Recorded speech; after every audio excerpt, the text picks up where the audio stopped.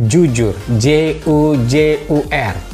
Firman itu akan menuntun jalan hidup kita, menjadi panduan hidup kita, menjadi panutan hidup kita. Karena Tuhan mencintai orang-orang jujur yang mau berkata, Tuhan ajarilah untuk supaya saya bisa hidup jujur. Salam damai sejahtera, saudara sekalian, ada sukacita di hatimu. Hari ini saya ingin berbagi tentang satu topik yang bernama kejujuran. Seorang penyair abad pertama bangsa Romawi, Juneval, pernah berkata, kejujuran dipuji-puji dan dihormati, tetapi orang jujur akan mati kelaparan. Mengapa Juneval berkata demikian? Dia tahu bahwa dalam masyarakat Romawi pada saat itu, banyak sekali orang jujur menderita, orang jujur tersungkur, orang jujur mati kelaparan, karena dunia ini lebih membutuhkan kebohongan daripada kejujuran. Tetapi haruskah kita hidup di dalam kejujuran atau kebohongan? Semua agama di muka bumi ini menganjurkan kepada kita agar kita hidup jujur, hidup dalam kejujuran. Saudara, kejujuran menjadi satu di antara sifat yang terpuji. Dan ini adalah sifat yang mulia sekali. Sampai seorang berkata, sumber nyata sukacita di dalam batin cuma dua. Yang pertama, hiduplah dalam kebenaran. Dan kedua, hiduplah dalam kejujuran. Saudara sekalian, kehidupan di muka bumi ini tidak hanya dihancurkan oleh kebencian, iri hati, dan peperangan. Dunia ini hancur karena kebohongan, ketidakjujuran, kepalsuan, kemunafikan. Intinya adalah dunia ini untuk bisa sehat harus banyak orang yang hidup jujur. Walau sekarang orang jujur sangatlah langka, tetapi itu tetap dibutuhkan.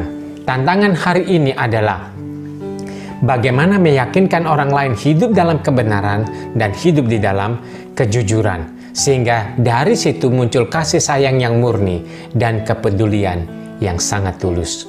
Saudara, bahaya ketidakjujuran itu pertama, orang tersebut menjadi kekejian bagi Tuhan. Amsal berkata Tuhan benci kepada penipu.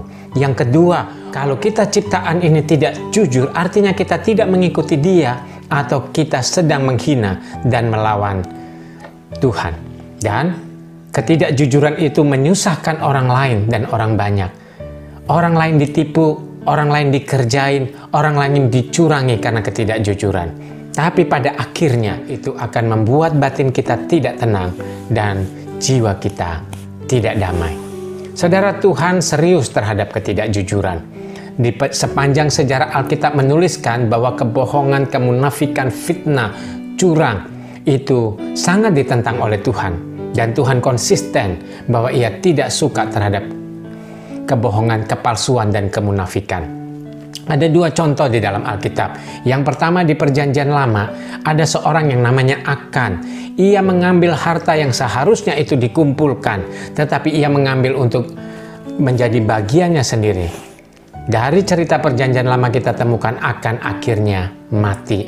Betapa seriusnya Tuhan terhadap ketidakjujuran. Yang kedua, dari Perjanjian Baru ada tokoh namanya Ananias Safira. Ananias Safira menjual tanah dan hasilnya harusnya dipersembahkan di hadapan kaki para rasul.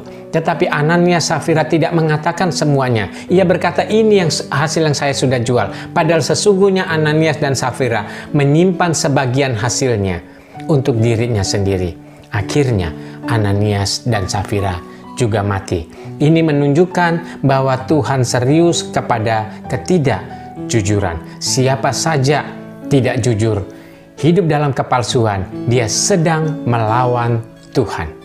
Saudara, apa manfaat kejujuran? Atau apa upah kejujuran? Saya bacakan dari Mazmur 15 ayat 1-2.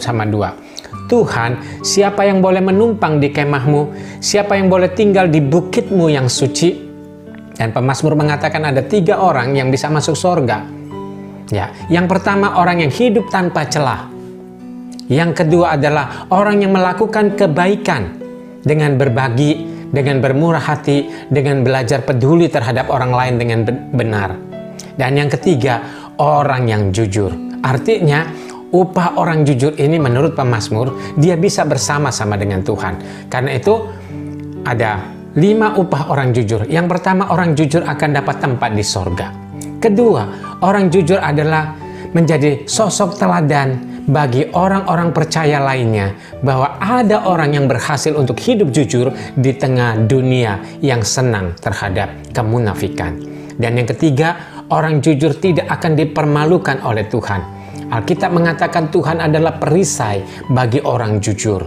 Keempat, orang jujur memang sukar ditemukan, tetapi siapa yang bergaul dengan orang jujur, ia memperoleh keuntungan.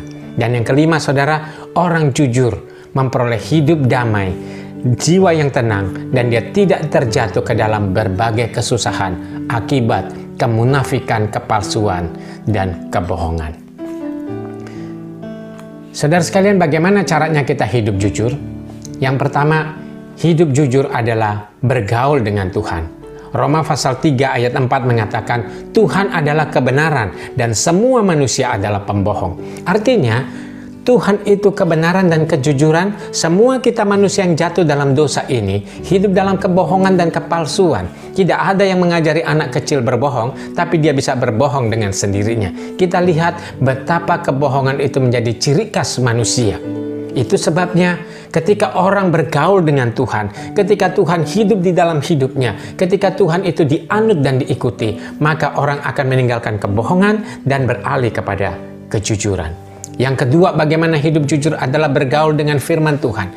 Mazmur 19 ayat 8-10 dikatakan, firman Tuhan itu murni atau firman Tuhan itu jujur, membuat mata bercahaya. Artinya saudara sekalian, ketika kita bergaul dengan firman Tuhan yang jujur, firman itu akan menuntun jalan hidup kita, menjadi panduan hidup kita, menjadi panutan hidup kita. Kita mengkoreksi segala kepalsuan, kita menanggalkan segala topeng dalam hidup kita, supaya kita bisa mengikuti Dia.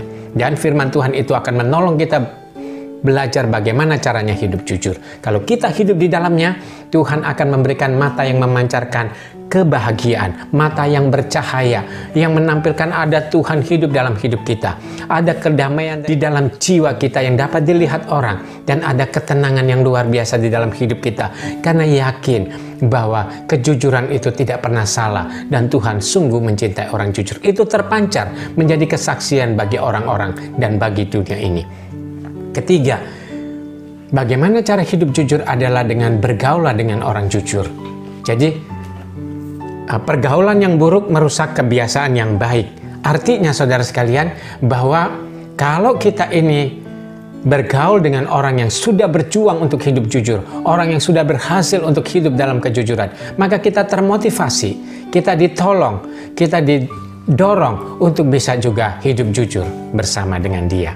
Nah, saudara, sebenarnya apa itu kejujuran? Kejujuran itu di dalam bahasa Alkitab dari istilah Ibrani yasar yang bermakna 5. Kalau boleh saya singkat menjadi jujur, J-U-J-U-R.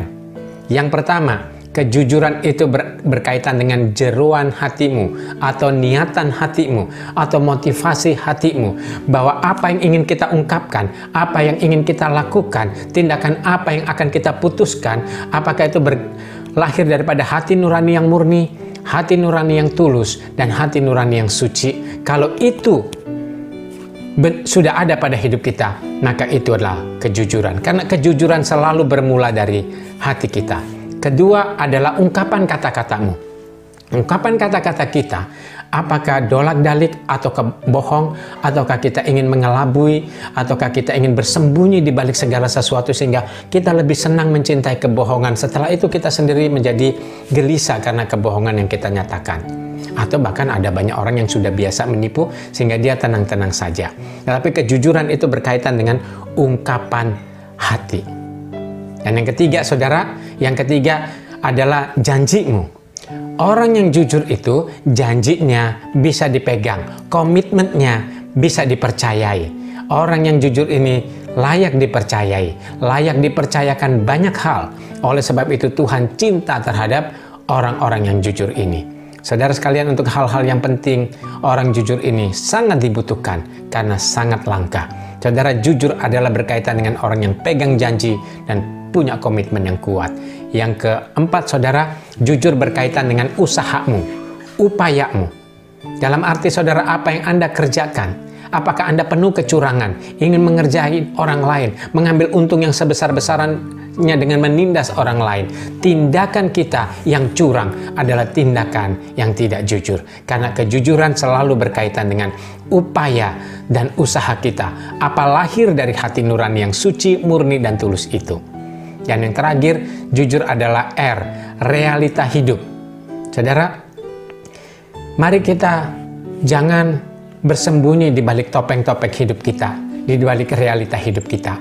Kita pura-pura kaya padahal kita jauh daripada kaya. Atau sebaliknya, kita pura-pura nggak punya uang karena takut dimintai sumbangan atau takut dianggap tidak tahu berbagi dan sebagainya. Kita pura-pura nggak punya, dan padahal kita punya banyak hal.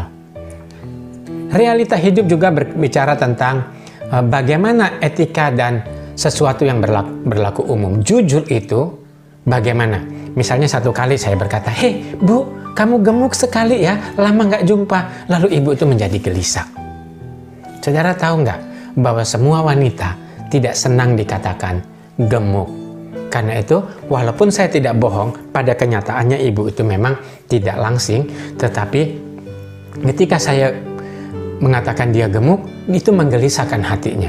Saudara, ingat baik-baik, jujur itu berkaitan dengan apakah hati kita murni, apakah penuh kasih, apakah itu kesucian, apa baiknya buat orang itu, dan apa tidak baiknya buat orang itu. Itu menjadi pertimbangan kita. So, realita hidup ini kita harus berkata yang lebih sopan. Ibu lama tidak ketemu, tidak perlu lagi singgung tentang badannya yang tidak langsing. Saudara, mari kita belajar hidup jujur, karena Tuhan mencintai orang-orang jujur, dan Tuhan selalu punya upah bagi orang-orang yang mau berkata, "Tuhan, ajarilah untuk supaya saya bisa hidup jujur."